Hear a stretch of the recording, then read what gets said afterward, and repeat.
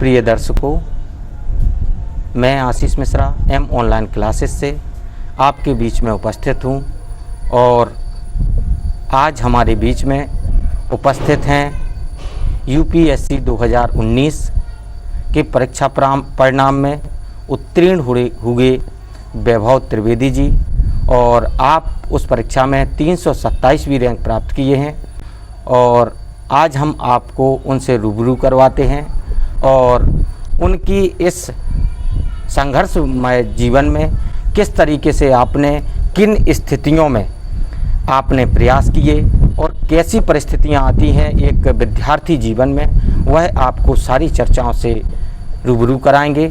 और चलिए अब मैं वैभव जी से बातें करता हूं और आपके बीच में उपस्थित हूं। तो सर्वप्रथम तो वैभव भैया आपको बहुत बहुत बधाई इस परिणाम को लेकर के, और मैं चाहूँगा कि हमारे दर्शकों को आप कुछ अपने बारे में जानकारी दें। जी धन्यवाद आशीष जी। मेरा नाम वैभव त्रिवेदी है। मैं बहुत छोटे से कस्बे लव कुश नगर से बिलोंग करता हूँ। अच्छा। मेरी प्रारंभिक शिक्षा कक्षा 5वीं तक लव कुश नगर में ही हुई। अच्छा। उसके बाद मैं जवाहर नवोदय विद्यालय नौगांव में कक्षा 12वीं तक पढ़ा। उसके बाद IIT BHU से मैंने BTech किया और फिर ओयो रूम्स के गुड़गांव हेड ऑफिस में मैं 2 साल तक कार्यरत रहा। तब मेरे मन में UPSC देने के विचार आए तो मैं जॉब छोड़ के तकरीबन 3 साल UPSC की तैयारी की और आज सफलता भगवान की देने की सफल हो गया। चलिए, तो आपकी हॉबी क्या है विशेषतः? हॉबी, क्या आप खाली समय में क्या आप करना पसंद करते हैं? हॉबी मेरी स्कूल के टाइम से ही सिंगिंग रही है। अच्छा। जो कि मैंने UPSC के टेस्ट में भी डाली हुई थी। अच्छा। तो हाँ, मैं ज़रूर अच्छा म्यूजिक सुनना, गाना ये पसंद करता हूँ जब भी खाली समय मिलता है या बोर होता हूँ पढ़ाई से। तो सिंगिंग में किस सिंगर को आप पसंद करते हैं? वैसे तो बहुत सारे सिंगर हैं, पुराने नए सारे सिंगर जिनकी भी आवाज़ अच्छी, किशोर कुमार जी, मोहम्मद रफ़ी जी, लता जी। अच्छा। इनके गाने सुनता हूँ। इनके गाने सुनते हैं। हाँ, इंग्लिश में रॉक बैंड जो बीटल्स वगैरह थे, ये सब काफ़ी वैरायटी गाने सुनता है। चलिए, आप मॉडर्न भी और ओल्ड भी दोनों दुनिया के आप सॉन्ग सुनते हैं, पसंद करते हैं। और आप सर्वप्रथम आपके बीच में एक प्रश्न प्रस्तुत कर रहा हूं कि आप अपनी सफलता का श्रेय किसको देना चाहेंगे? जी ज़रूर, निश्चित रूप से मेरी फैमिली, मम्मी पापा, मेरी बहनें, मेरे दादाजी बहुत अच्छे, एक भगवान भक्त थे दादाजी, नाना जी, जिन्होंने संघर्ष करके फैमिली को इस यहाँ तक लाए। अच्छा। तो उनका ज़रूर मैं उनको मैं अपना कंट्रीब्यूशन देना चाहूँगा अपनी सफलता का। चलिए, बहुत ही अच्छी बात है। और आप अपने थोड़ा सा हमें परिवार के बारे में जानकारी दें कि आपके परिवार में कौन क्या करता है। और मेरे पिताजी शिक्षा विभाग से जुड़े हुए हैं। अच्छा। वो अभी प्राचार्य शासकीय हाई स्कूल अटकोहा में प्राचार्य के रूप में हैं। मेरी मम्मी सिविल कोर्ट में लॉयर हैं। अच्छा। मेरी 3 बहनें हैं, जिनमें से मेरी सबसे बड़ी बहन और जीजा जी दोनों ही टीचर हैं। अच्छा। मेरी उनसे छोटे जीजा जी बेंगलोर में एक प्राइवेट फर्म में काम करते हैं। सबसे छोटी बहन भी MPPSC के थ्रू सागर में GST ऑफिस में कार्यरत है। चलिए, तो आप बहुत ही अच्छी एक शिक्षा विभाग से जुड़े हुए फैमिली से हैं, ये बहुत ही अच्छी बात है। और हमें अपनी आप शिक्षा के बारे में थोड़ा सा बताएं। 10th 12th या ग्रेजुएशन आपने क्लासेस किस तरीके से पास की और किस स्तर के आप स्टूडेंट रहे? हमारे स्टूडेंट और दर्शकों को यह भी जानकारी दें। जी, मतलब नवोदय में तो मैं हॉस्टल लाइफ में रहा। अच्छा। और 10th 12th में दोस्तों का और टीचर्स का बहुत अच्छा सहयोग रहा। अच्छा। तो वहाँ ज़रूर ही वहाँ और बाहर का कुछ टीवी वगैरह कुछ था नहीं, तो अच्छा। पढ़ाई, खेल और दोस्ती यारी, इसमें सब जीवन दिया। तो पढ़ने में मैं शुरू से ही अच्छा था। अच्छा। टीचर ऐसा बोलते थे। हाँ। तो परफॉर्म भी 10th 12th में अच्छा ही किया। 88% एवं 89% अच्छा। मेरी दोनों में बनी। हाँ। तो उसके बाद वही 11th से मैंने JEE की तैयारी स्टार्ट कर दी, IIT JEE की। अच्छा। उसमें मुझे 12th के साथ भी मेरी रैंक आई, लेकिन IIT नहीं मिल रहा था। तो मैंने 1 साल कोटा में कोचिंग की ताकि IIT मिले। तो मेरा JEE कन्वर्ट हो गया था, तो IIT BHU में एडमिशन हुआ। वहाँ भी मैंने एक अपनी एकेडमिक्स एज वेल एज, मेरे दिमाग में सिविल सर्विस का पहले से था, तो थोड़ा बैकग्राउंड में स्टार्ट न्यूज़पेपर रीडिंग ये कंटिन्यूसली मैं कॉलेज में करता रहा। ये एवं जब मैं ओयो रूम्स में भी था तो जितना भी समय 1-2 घंटे मिलता था न्यूज़पेपर और बेसिक्स बुक्स वगैरह मैंने वहीं से पढ़ना स्टार्ट कर दी। तो लॉन्ग टर्म में मेरे फोकस सिविल सर्विस में था, तो वो मैं अपने बैकग्राउंड में लेके हमेशा कुछ ना कुछ उसके बारे में करता रहा। तो न्यूज़पेपर में आप हमें ये बताइए, न्यूज़पेपर में कौन से न्यूज़पेपर महत्वपूर्ण है इस यूपीएससी की परीक्षा को देखते हुए? जी, तो हिंदी मीडियम के छात्रों के लिए और अंग्रेजी माध्यम या दोनों के लिए? अच्छा, इंग्लिश मीडियम मेरा माध्यम था, तो अच्छा। मैं इंडियन एक्सप्रेस करके एक न्यूज़पेपर है, वो मैंने कंटिन्यूसली 5-6 साल से पढ़ रहा हूँ। लोग बाग द हिंदू भी प्रेफर करते हैं इंग्लिश में, जो कि दोनों ही अपने आप में दोनों ही अच्छे पेपर है, कोई भी आप चूज कर सकते हैं। बाकी मेरे हिंदी मीडियम वाले दोस्तों से भी मैंने बात की, तो वो दैनिक जागरण का राष्ट्रीय जो एडिशन होता है वो प्रेफर करते हैं, राष्ट्रीय संस्करण। तो दैनिक जागरण अच्छा पेपर है। आप मेरी तो अब मैं ये बोल सकता हूँ कि न्यूज़पेपर से ज़्यादा अच्छा यदि आपको नहीं सोर्सेज मिल रहा है तो ऑनलाइन भी आजकल न्यूज़ आ रही हैं। हाँ। तो केवल आपके ऊपर है कि कौन सी न्यूज़ नेगलेक्ट करना, कौन सी इम्पोर्टेंट, तो आप ऑनलाइन भी वो न्यूज़ पढ़ सकते हैं, पेपर साइट में कहीं भी। और आपको इस क्षेत्र अर्थात सिविल सेवा में जाने का कहाँ से प्रेरणा मिली और किस व्यक्ति या विशेष से आप प्रेरित हुए? जी, तो मैं छोटे से ही बहुत छोटी जगह से था, तो यहाँ पर मैंने एसडीएम डिस्ट्रिक्ट कलेक्टर की पावर देखी कि वो लोगों की ज़िंदगी में कैसे बदलाव ला सकते हैं। तो ज़रूर जब छोटे में पापा मीटिंग वगैरह में जाते थे तो मैं देखता था कैसे उनके डिसीजन ने चेंज किया शिक्षा विभाग को या फिर एक हमारे छोटे टाउन को। जैसे एक उदाहरण के रूप में यहाँ पर पानी की बहुत समस्या थी लवकुश नगर में। जी, तो एसडीएम के इनिशिएटिव में उनने तालाब को खुदाइयाँ करवाना स्टार्ट की, ताकि वाटर स्टोरेज के तरफ जो जितनी भी बारिश होती है वो वाटर स्टोरेज में के रूप में यहाँ एकत्रित रह सके। तो उसने एक ग्राउंड वाटर लेवल में बहुत अच्छा इम्प्रूवमेंट किया जहाँ भी उनने तालाब खुदाया। तो ये छोटी छोटी चीज़ें ज़रूर सुबह मतलब शुरू से ही इंस्पायर किया। तो चलिए, और आपका यह जो यूपीएससी का प्रयास है, कौन सा प्रयास था आपका? ये मेरा दूसरा प्रयास है। अच्छा। पहले प्रयास में 7 नंबर से रुक गया था मेरा मेंस में। हाँ, तो दूसरे प्रयास में आप सफल हुए हैं। और क्या आप अपनी इस सफलता से संतुष्ट हैं? जी, अभी होपफुली मुझे आईएएस तो नहीं मिलेगा, रेवेन्यू सर्विस के लिए होपफुल हूँ मैं। अच्छा। तो ज़रूर एक प्रयास और देके रैंक इम्प्रूवमेंट करने की सोच रहा हूँ, ताकि मुझे हाँ आईएएस मिल सके। चलिए, और अपने आप पढ़ाई के टाइम टेबल दिनचर्या के बारे में हमारे दर्शकों को बताएं कि किस तरह की दिनचर्या रखनी चाहिए एक यूपीएससी या अन्य परीक्षाओं को दृष्टिगत रखते हुए लोगों को किस तरीके से अध्ययन के लिए अपनी दिनचर्या रखनी चाहिए, और आपकी क्या दिनचर्या थी? जी, मैंने जब से जॉब छोड़ी थी तो मेरी दिनचर्या में केवल पढ़ाई ही थी। अच्छा। मतलब मुझे ऐसा लगा कि बाकी काम बाद में हो सकते हैं एक बार ये अचीव करके। तो ऑलमोस्ट मुझे जब भी रहता था मैं पढ़ता रहता था, और जब मेरा टाइम स्पेयर, जैसे मैं शाम को 1 घंटे जॉगिंग वगैरह या म्यूजिक सुनना ये सब करता रहता था, ताकि बोर्डम फील ना हो पढ़ाई के बाद। लेकिन मेरा प्रयास रहता था मैं जितना टाइम भी दे सकूं तो पढ़ने में, या फिर उससे जुड़ी कोई एक्टिविटी में, जैसे फ्रेंड से भी डिस्कशन है तो उसी रिलेशन में कुछ डिस्कशन होता रहे, तो ये मेरा फोकस रहा। अच्छा। बाकी मैं दिल्ली में रहा हूँ, तो वहाँ मैंने एक स्टडी रूम ज्वाइन किया था। अच्छा। लाइब्रेरी वहाँ बोलते हैं। हाँ, तो वहाँ मैं सुबह 8 बजे मतलब ब्रेकफास्ट करके एवं सारी नित्य क्रियाएँ करके पहुँच जाता था। 8 से 12 वहाँ रहता था, लंच करके थोड़ा आराम करके फिर से वहीं रहता था। अच्छा। और फिर 5 बजे 1 घंटे का रेस्ट लेके मैं मतलब तकरीबन रात को 11 बजे तक स्टडी रूम में ही पढ़ता रहता। Study room. तो पर्टिकुलर इस टेस्ट के लिए कितने घंटों का, जो घंटों की तुलना की जाए तो लोग अपने अपने अलग अलग व्यू देते हैं, तो क्या इस तैयारी के लिए कितने घंटों की अध्ययन की आवश्यकता होगी? ज़रूर एक थ्रेशोल्ड होता है कि आप इतना वास्ट सिलेबस है तो ज़रूर नियमित पर अध्ययन की बहुत ज़्यादा ज़रूरत है। अच्छा। तो कम से कम 6-7 घंटे का रोज़ अध्ययन ज़रूरत है। लेकिन मैं ये समझता हूँ कि आप उतने घंटे पढ़ें जितने घंटे आप फोकस रख सकते हैं। आप ज़बरदस्ती यदि किताब सामने रखे हैं और आपका मन नहीं लग रहा तो वो भी शायद वो पढ़ना नहीं है। सही कह रहे हैं। हाँ, तो आप यही है कि कंसिस्टेंसी रखें अपने पढ़ाई के शेड्यूल में, पढ़ते रहें हमेशा, ऐसा नहीं 2 दिन पढ़ के 3 दिन ना पढ़ें। तो मेरे हिसाब से 6-7 घंटे की भी तैयारी है इनफ है यदि आप पूरे कंसिस्टेंट लेवल पे 1 साल तक उतनी तैयारी दे पा रहे हैं। आपका माध्यम तो अंग्रेजी रहा है, तो आपने इसमें माध्यम अंग्रेजी से ही परीक्षा दी थी? हाँ जी बिल्कुल, मेरा इंटरव्यू और मेंस का माध्यम दोनों इंग्लिश में था।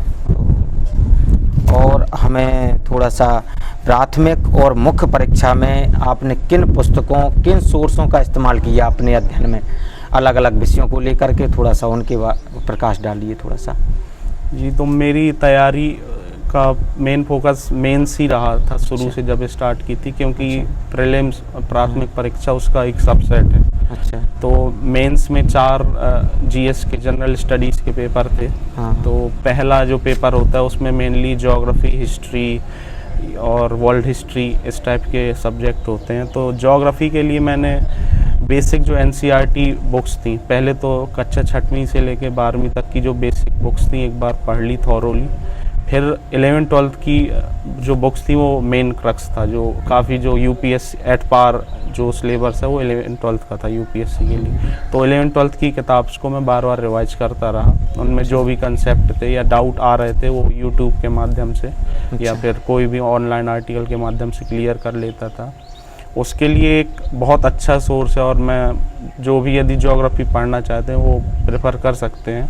एक nonal.org में एक इंडियन रेवेन्यू सर्विस की मैम है, उन्हीं ने फ्री लेक्चर दिए थे। अच्छा। तो उन्होंने बहुत अच्छे से लेक्चर दिए थे और वो लेक्चर से जो भी डाउट हैं वो मेरे क्लियर हो गए। तो ज्योग्राफी के लिए इतना ही किया मैंने। बाकी हिस्ट्री के लिए मैंने एनसीईआरटी, एक पुरानी ओल्ड एनसीईआरटी बुक्स आती हैं, जैसे एंशिएंट हिस्ट्री के लिए आर.एस. शर्मा थी और सतीश चंद्र मेडिएवल हिस्ट्री के लिए, और इसके बाद मॉडर्न हिस्ट्री के लिए एक मॉडर्न हिस्ट्री स्पेक्ट्रम करके बुक आती है, written by R S. Ahir I guess. तो वो बुक सफिशिएंट है यूपीएससी में prelims as well as mains के लिए, वो ये बुक सफिशिएंट है। इसके अलावा वर्ल्ड हिस्ट्री में मैंने ऑनलाइन गूगल करके जो मेजर इवेंट उसमें मेंशन है सिलेबस में, वो सारे इवेंट्स एक बार या तो यूट्यूब में काफ़ी अच्छे वीडियो थे वो देखे या फिर ऑनलाइन सर्च करके उनके बारे में पढ़ा। GS2 का syllabus mainly political science, polity और गवर्नेंस ये टॉपिक्स हैं। तो पॉलिटी के लिए लक्ष्मीकांत करके एक बुक है, वो बहुत फेमस है स्टूडेंट्स में। हाँ, तो लक्ष्मीकांत इनफ है। As well as newspaper reading उसके लिए बहुत इंपॉर्टेंट है, क्योंकि सारे क्वेश्चन करंट अफेयर्स बेस्ड आते हैं ऑलमोस्ट। तो जो भी करंट में सामायिक घटनाओं से जुड़ा होना होता है। हाँ बिल्कुल। तो उसमें घटना का बैकग्राउंड, घटना में कॉन्स्टिट्यूशन के कौन से आर्टिकल का उल्लंघन हुआ या फिर डिबेट में है, ये सब पढ़ के वो उससे इनफ है। मतलब वो उससे स्टैटिक पोर्शन हो जाता है लक्ष्मीकांत से। अच्छा। और न्यूज़पेपर आप पढ़ते रहेंगे तो आपको जो करंट में चल रहा है वो क्लैरिटी आ जाएगी। गवर्नेंस पार्ट में मेनली वही सब है जो रिफॉर्म वगैरह क्या गवर्नमेंट में हुए, जैसे राइट टू इंफॉर्मेशन एक्ट हुआ, सिटीजन चार्टर हैं, ये सब। तो इसके लिए भी ऑनलाइन ही मैंने ये सब पढ़ा, क्या क्या कैसे इवॉल्व हुआ, जैसे RTI एक्ट हुआ, सिटीजन चार्टर कैसे इवॉल्व हुआ, कौन देखता है सिटीजन चार्टर को। तो ये करके दूसरा एक एडमिनिस्ट्रेटिव रिफॉर्म कमीशन आया था, सेकंड ARC बोलते हैं, मतलब कॉमन पार्लेंस में उसको। तो उनकी रिपोर्ट्स की क्रक्स मुझे मिल गया था, मतलब ऑनलाइन सर्च करने में। तो उनने बहुत अच्छे पॉइंट दिए।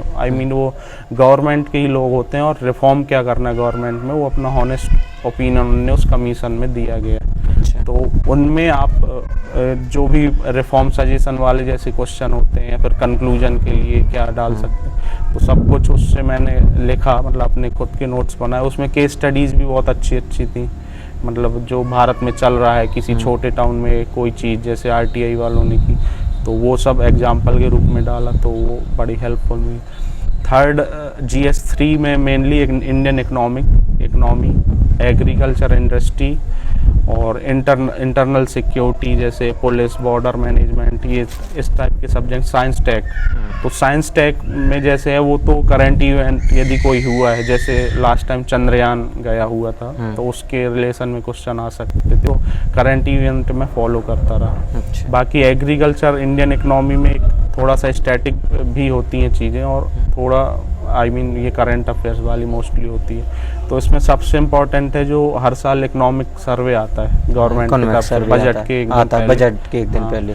तो यूपीएससी भी उसी को फोकस करके काफ़ी सारे क्वेश्चन बनाती है, और उसमें जो बेसिक पूरा बैकग्राउंड है, क्या इंडिया की सिचुएशन है, तो दो उनकी बुकलेट आती हैं, दोनों ही बुकलेट अच्छे से पढ़ के उसमें बहुत अच्छी क्लैरिटी आ गई थी मुझे। बाकी इकनॉमी के लिए न्यूज़पेपर रीडिंग करता था, तो उसमें जो भी चल रहा है वो समझ में आ जाता था, और जो नहीं समझ में आते थे टर्मिनोलॉजी वगैरह वो मैं गूगल कर लेता था। GS4 मेनली एथिक्स है। एथिक्स ऐसा है कि जैसे कोई भी ऑनेस्टी, इंटीग्रिटी, इस टाइप की क्वालिटी, क्या क्वालिटी होनी चाहिए। उसमें 2 पार्ट हैं, एक तो आपका फर्स्ट पार्ट में ये सब क्वालिटीज़ के रिलेशन में क्वेश्चन आते हैं, और गवर्नमेंट में क्या ज़रूरी है, गवर्नमेंट ने अपने साइड से इस चीज़ को प्रमोट करने के लिए कुछ किया है क्या, इस टाइप के क्वेश्चन है। दूसरा पार्ट है केस स्टडी, वो आपको एक केस दे देंगे और उसके रिलेशन में क्वेश्चन पूछेंगे कि आप उस सिचुएशन में होते तो क्या करते, तो आपका एक एप्टीट्यूड वो जानना चाह रहे हैं। तो उसके लिए मैंने यही किया कि सिलेबस में जितने वही कीवर्ड्स थे उनको मैंने गूगल किया, और उनकी एक बेसिक डेफिनेशन देखी। कोई रियल लाइफ या घर से या फिर कहीं भी आपकी लाइफ में एग्जाम्पल है, वो मैंने एग्जाम्पल नोट डाउन किया, वही मैंने परीक्षा में दी। उससे रिलेशन में कोई भी क्वेश्चन आए तो एग्जाम्पल डाल दिया। केस स्टडी में भी एक मुझे ऐसा लगा कि एक हॉनेस्ट ओपिनियन की ज़रूरत होती है, तो आप अपने आप को उस सिचुएशन में रखें और क्या करेंगे। जैसे आप जिला कलेक्टर हैं तो क्या करेंगे उस सिचुएशन में। हाँ, तो वैसे थोड़ा सोचता रहा, और मतलब प्रो कॉन्स देखता रहा कि ये करूँगा तो क्या दिक्कत है, ये करूँगा तो क्या दिक्कत, तो ये सभी उसमें ही लिखना होता है। तो ये आप अपने दिमाग में जैसे फ्री टाइम में बैठे हैं सोचते रहें, तो उस टाइप से, और वही जो सोच रहे हैं वो लिख दें, वही लिख दें। हाँ, तो हॉनेस्टली वही उससे इनफ है। बाकी मेरा optional political science and international relation था। अच्छा, ऑप्शनल सब्जेक्ट जो मेंस में था। हाँ, तो वहाँ मैंने मतलब दिल्ली में ही शुभ्रा मैम थी, मतलब मेरा बैकग्राउंड इस सब्जेक्ट में बिल्कुल नहीं था। अच्छा। शुभ्रा मैम के मैंने नोट्स वगैरह पढ़े और 2 महीने उनसे कोचिंग भी ली ताकि थोड़ा बैकग्राउंड बन जाए। तो उनके नोट्स से ही मैंने पूरी तैयारी की, और जितना जैसे इंटरनेशनल रिलेशन में जो करंट इवेंट होता है, जैसे अभी चाइना US रिलेशन काफ़ी बेसिक लेवल पे चेंजेस आ रहे हैं, तो ये सब फॉलो किया। राज्यसभा में इंडियाज़ वर्ल्ड बिग पिक्चर, ये काफ़ी नॉलेजेबल टाइप के सब डिबेट्स आती हैं इसमें, तो ज़रूर वो देखता रहा मैं, जो भी इम्पोर्टेंट डिबेट्स थी, और अपने नोट्स उससे बनाए। तो अब ये तैयारी पूरे साल की थी, तो इसके लिए अब जब प्रीलिम्स में इसको यूटिलाइजेशन का जैसे आया काम, तो मैंने 2 महीने प्रीलिम्स के 2 महीने पहले सारी ऐसे इस टाइप से मेंस की तैयारी छोड़ दी थी। फिर मेरा पूरा फोकस इन्हीं बुक्स को लेके प्रीलिम्स की तैयारी में था। तो प्रीलिम्स में एक बहुत ही फैक्चुअल चीज़ें आती हैं कि आप ऊपर से स्किम करके पढ़ते पढ़ते वो चीज़ें मतलब आपको दिमाग में रखनी होती है, उसमें एनालिटिकल पार्ट कुछ नहीं होता। तो इन्हीं बुक्स का मैंने रिवीजन करना स्टार्ट कर दिया, तकरीबन 3 रिवीजन किए। साथ में काफ़ी सारे मॉक टेस्ट वगैरह आते हैं, तो वो मैं डेली प्रैक्टिस करता रहा। और जब प्रीलिम्स के लिए 10 या 12 दिन बचे थे, तो वो टेस्ट का रिवीजन और इन बुक्स का रिवीजन साथ में करता रहा। टेस्ट सीरीज भी ज्वाइन की? हाँ, टेस्ट सीरीज मार्केट में अवेलेबल होते हैं, मतलब उसमें जब ज्वाइन नहीं की मैंने, मार्केट से ही हाँ मिल जाते हैं, ऑनलाइन मिल जाते हैं, हार्ड कॉपी या ऑनलाइन सॉफ्ट कॉपी, तो दोनों का उपयोग किया। तो और ये निबंध लेखन होता है मुख्य परीक्षा में, तो इसके लिए क्या भूमिका बनाई जाए कि किस तरीके से लिखा जाए, क्या माइंड सेटअप होता है उस टाइम? निबंध लेखन अपने आप में एक बहुत बड़ी आर्ट है। और क्या कौन सा आपने सोर्स चुना था इसके लिए कि हम डेली हमारा चेक होता रहे, कोई भी विषय पर हम लिखें और बहुत सी बातें हमारी हमें पता चलती रहे? तो निबंध में जैसा कि तकरीबन 9-10 निबंध आते हैं, उनमें से आपको 2 निबंध चूज करने होते हैं पेपर में। अच्छा, 10 निबंध आते हैं? हाँ, तो उसमें ऐसा रहता है कि कई बार आप यदि टॉपिक की नॉलेज नहीं है तो 1-2 टॉपिक जैसे एजुकेशन, हेल्थ, इसमें कॉमनली आते हैं, वुमेन एम्पावरमेंट, इनमें निबंध आते ही। तो आप ऐसा है कि आपका जिसमें इंटरेस्ट आता है थोड़ा उसमें एक्सपर्टीज गेन कर सकते हैं इधर उधर से पढ़ के। बाकी मैंने निबंध के लिए कुछ नहीं किया, मैंने यही अपनी प्रिपरेशन कंटिन्यू रखी, तो इससे मेरा एक अंदर का नॉलेज बढ़ा, ओपिनियन चीज़ों को बनाने में, ओपिनियन बनाने में हेल्पफुल रहा मेरा पूरा पढ़ाई करने का। तो जब निबंध की बारी आई तो यही इन्फॉर्मेशन मैंने यूटिलाइज किया। निबंध में क्या है, 3 चीज़ बहुत ही बेसिक चीज़ हैं जो हम अपनी 11th-12th में भी वालों को भी पता होती है कि इंट्रोडक्शन, बॉडी और कंक्लूजन, ये निबंध का पार्ट होता है। तो इंट्रोडक्शन के लिए मैंने क्या किया, या तो आपके पास बहुत अच्छा कोई कोट हो, जिस विषय में निबंध आया तो कोट डाल दें। तो मैं कोट इतना नहीं याद रहता था, तो मैं कोई एनेक्डोट डाल देता था, या तो अपने आप से कोई स्टोरी बना के, या फिर मेरी लाइफ में कुछ हुआ, या फिर कोई इवेंट हुआ। जैसे लास्ट टाइम मुझे याद है कि एक निबंध आया था, India and neighbourhood, south Asia को लेके निबंध आया था। तो उसमें मैंने अटल बिहारी जी की जब डेथ हुई थी, तो जब साउथ एशिया के सारे लीडर्स आए थे उनकी डेथ में, वहाँ से निबंध स्टार्ट किया कि इस टाइप की सॉलिडेरिटी की ज़रूरत साउथ एशिया में है, despite fracturing relationship among Nations. तो वहाँ से स्टार्ट किया, फिर निबंध का फ्लो पूरा उसमें भी अब ये इंट्रोडक्शन में एक पैराग्राफ में ख़त्म हो जाता है, या तो एनेक्डोट डाल दें, कोट डाल दें, या कुछ भी डाल दें, कुछ इंटरेस्टिंग। आई मीन जो निबंध चेक करते हैं वो लोग, ये 2000 वर्ड्स के निबंध बहुत लोगों का चेक करते, बोर हो जाते, तो उन्हें कोई फ्रेश आइडिया दिख जाए इंट्रोडक्शन में तो वो इंटरेस्ट से पढ़ते हैं। अच्छा। तो इस केवल आई कैचिंग बनाने के लिए अच्छा इंट्रोडक्शन ज़रूरी होता है। बॉडी पार्ट में 2 टाइप की चीज़ें होती है। एक टेम्पोरल होता है, जैसे आपको कोई वुमेन एम्पावरमेंट में निबंध आया तो उसमें आप उसकी थोड़ा हिस्ट्री बता दें कि वुमेन कैसे रही हैं, मतलब हम एंशियंट टाइम में हम बड़े सीता जी को रिस्पेक्ट दी,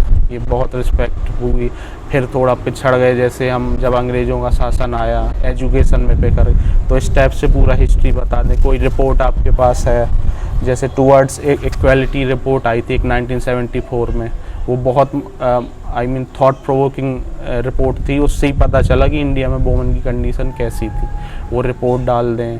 फिर उसके बाद क्या इनिशिएटिव, मतलब अभी प्रेजेंट में क्या सिचुएशन है, इनिशिएटिव क्या है, ये टेम्पोरल से मतलब आई मीन टाइम स्केल में सारी डिटेल आपने डाल दी।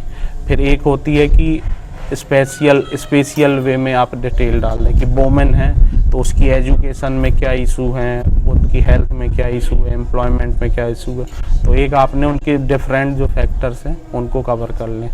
तो ये चीज़ डाल इतना मतलब सफिशिएंट हो जाता है बॉडी के लिए, words with in word limit.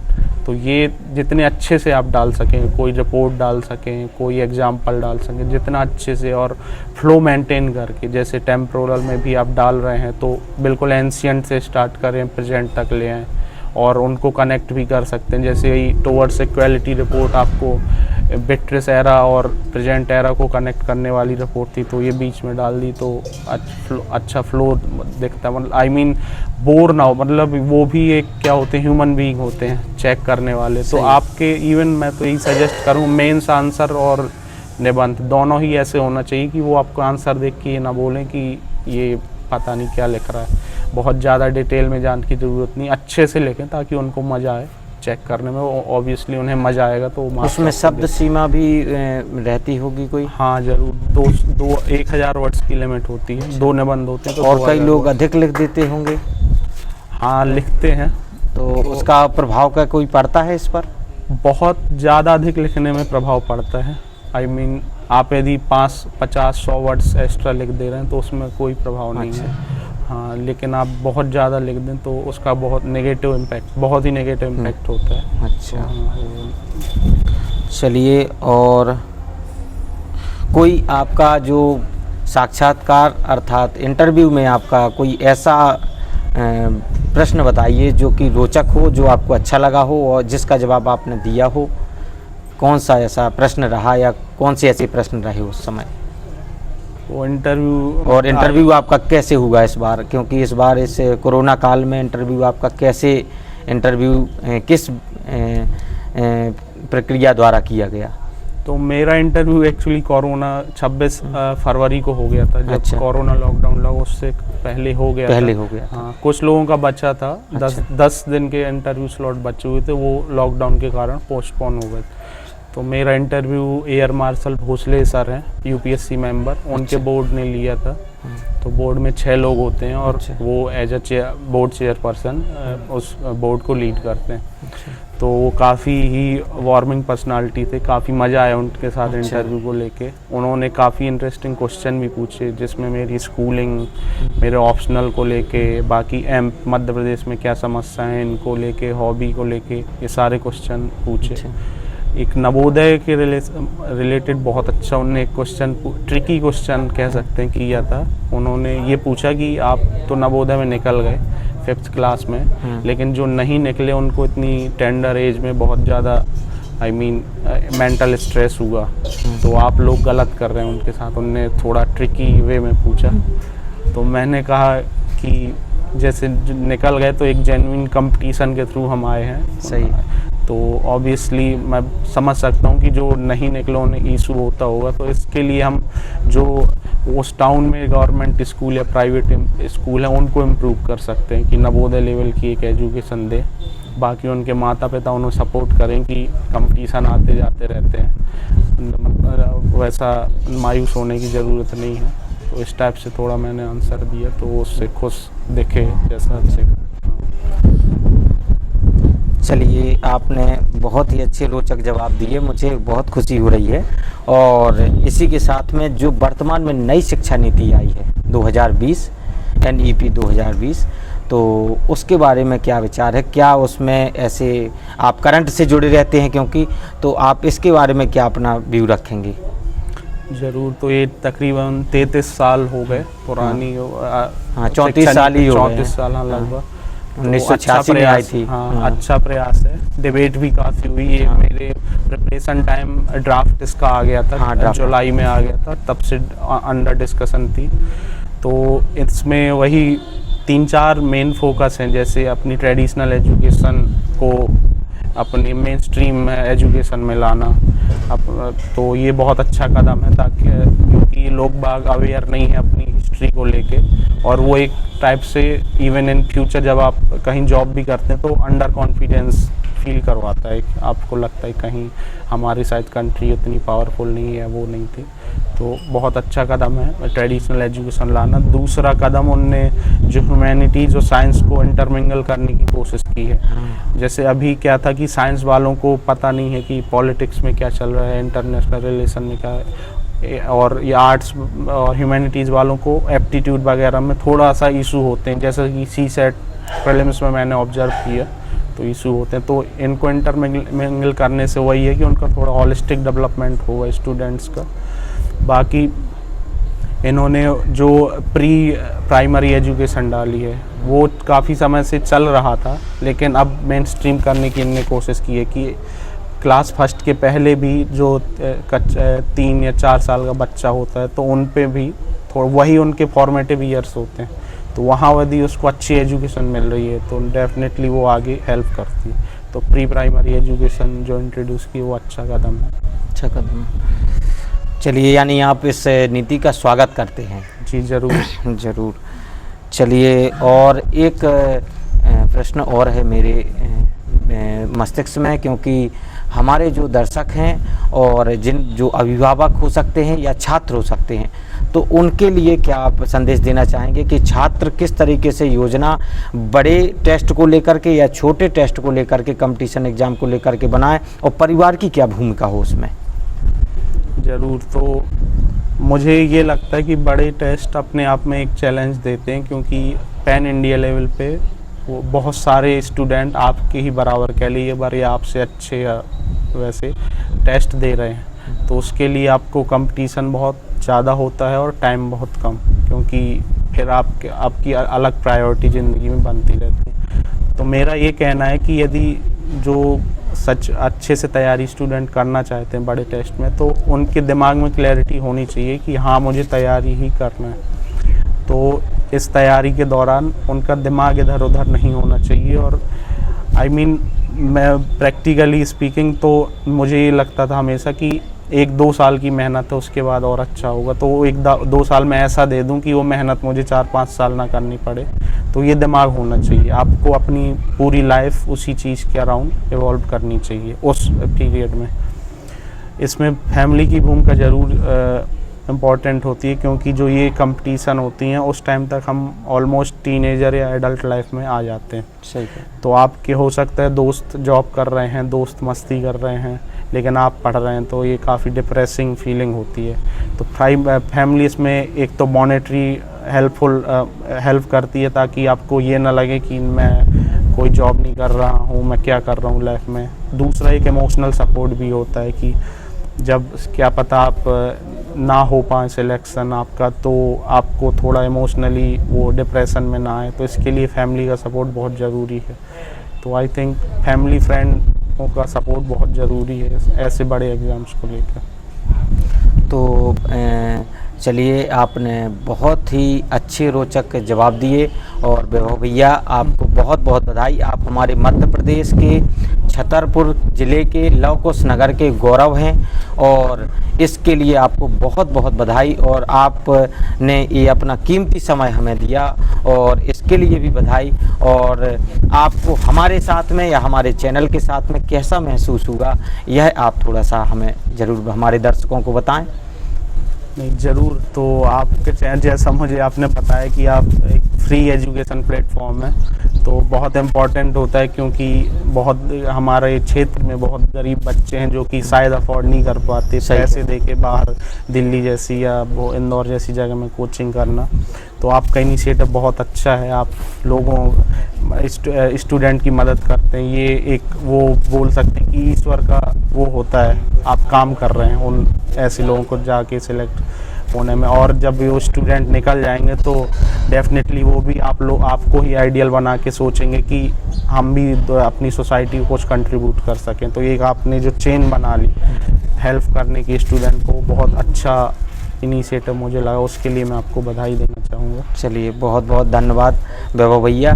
और हमारे चैनल का जो विशेष लक्ष्य है, हमारा लक्ष्य है कि प्रत्येक घर परिवार में हो सरकारी नौकरी। इसी के तहत हम यह कार्य कर रहे हैं, और आप हमारे समय समय पर हम लोगों को मार्गदर्शित करते रहिए। कभी शायद हमारा एम ऑनलाइन क्लासेस परिवार और आशीष मिश्रा यदि भटके, तो आपको समय समय पर हम लोगों को और मुझे मार्गदर्शित जरूर करना है। और इसी तरीके से हम चाहते हैं, आप रेवेन्यू विभाग में जिस पद पर जा रहे हैं वह बहुत ही महत्वपूर्ण है हमारे लिए।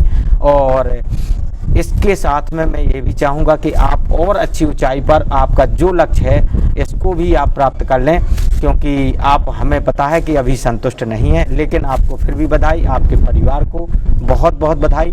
और अब चलिए दर्शकों, अब नमस्कार दोस्तों, मैं अब आप लोगों को अब मैं विदा लेना चाहूँगा। और आप लोगों के बीच में आज हमारे वैभव जी उपस्थित थे, और बहुत ही अच्छे से उन्होंने अपनी बातें प्रस्तुत की, और बच्चों के लिए और गार्जियन के लिए जो बातें कहीं उन पर विशेष ध्यान रखें और अध्ययन अपना करते रहें। जो कि उन्होंने कहा है किस तरीके से आपको अध्ययन की योजना बनानी है, उस योजना के तहत आप कार्य करते रहें। चलिए, अब मैं विदा लेना चाहूँगा। धन्यवाद दोस्तों। धन्यवाद। चाचा जी, आप वैभव भैया से और यूपीएससी परिणाम को देखते हुए किस तरीके से आप महसूस कर रहे हैं, और आपने किस तरीके की योजना बनाई थी भैया को लेकर के, यह भी थोड़ा सा हमें बता दें। मैंने भैया हमारे जो है वो आईओ रूम्स में जॉब कर रहे थे। बच्चे का पहले ही ये उद्देश्य था, बना चुका था कि मुझे यूपीएससी माने सफल होना है। जब मुझे महसूस हुआ तो पहला काम मैंने ये किया कि ये उद्देश्य विहीन ना हो जाए, तो एक पिता के नाते पहला काम मैंने यही किया कि इसको जॉब छुड़वा दिया, और इसको बच्चे को समझाया कि जो उद्देश्य है उस एक उद्देश्य लेकर के जीवन में चलना चाहिए, एक उद्देश्य होना चाहिए जीवन का। और बच्चे ने मेरे मनवाकिफी काम किया। मैं सभी लोगों नगरवासी अपनी तरफ से सब माने खुशी हुए और बच्चे ने जैसा मैं चाहता था वही कार्य किया। आप खुश हैं? हाँ, खुश हैं। और अभी भी मैं चाहता हूँ कि वो यूपीएससी का एग्ज़ाम दे आगे चल के और अपनी ग्रेडिंग में सुधार करे, जिससे हमारे नगरवासियों का, छतरपुर ज़िले का, मेरे जो गरीब बच्चे छात्र छात्राएँ सब जो मुझसे जुड़े रहे वो सभी गौरवान्वित हों। और एक प्रेरणा स्रोत भी इसका प्रेरणा स्रोत के रूप में भी ये आगे आए, जिससे मेरे आगे आने वाले छात्र छात्राएँ इससे प्रेरणा लेकर के वो भी आगे चल के यूपीएससी की अच्छे बड़े कंपटीशनों की तैयारी करें और हमारे क्षेत्र का नाम रोशन करें।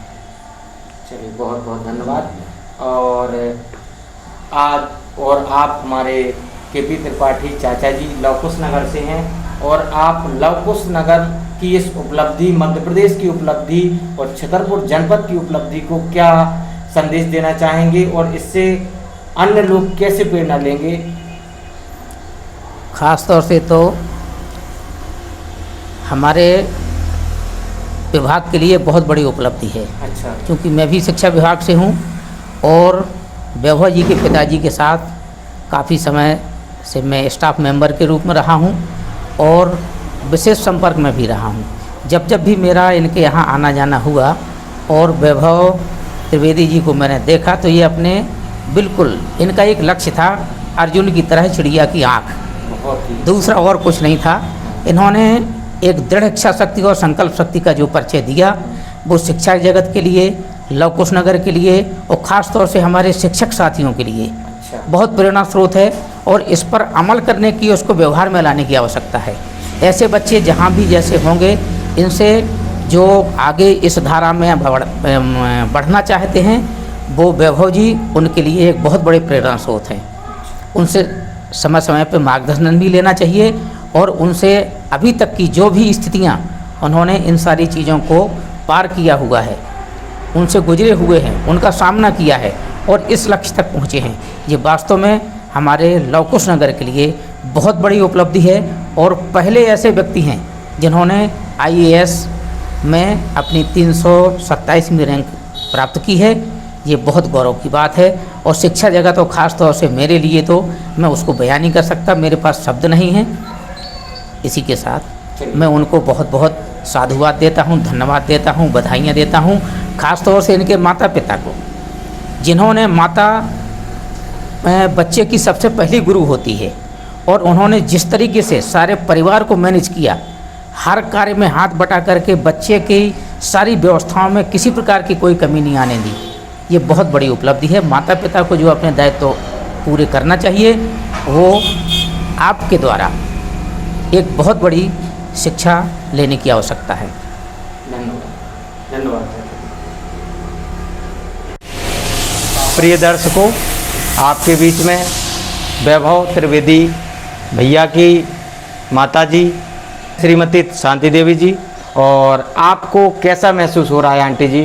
क्या आपने प्रयास किए भैया के लिए, इस लक्ष्य को प्राप्त करने के लिए आपका क्या योगदान रहा और कैसा महसूस कर रही हैं आज? महसूस करना तो अब कुछ बता ही नहीं सकती कि मुझे कितनी खुशी है। इस खुशी को मैं शब्दों द्वारा व्यक्त नहीं कर पा रहे और बकाया प्रयास है हमारा कि मैं भगवान से प्रार्थना करती थी। चलिए, धन्यवाद।